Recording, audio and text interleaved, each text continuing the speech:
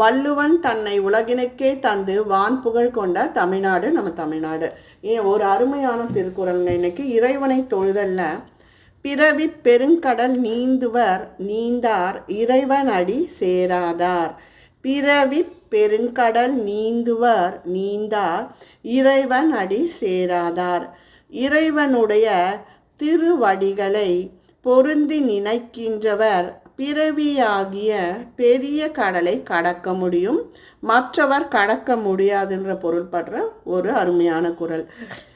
இறைவனுடைய திருவடிகளை பொருந்தி நினைக்கின்றவர் பிறவியாகிய பெரிய கடலை கடக்க முடியும், மற்றவர் கடக்க முடியாது என்கிற பொருள்படுகின்ற ஒரு அருமையான திருக்குறள். இது திருக்குறள் 10.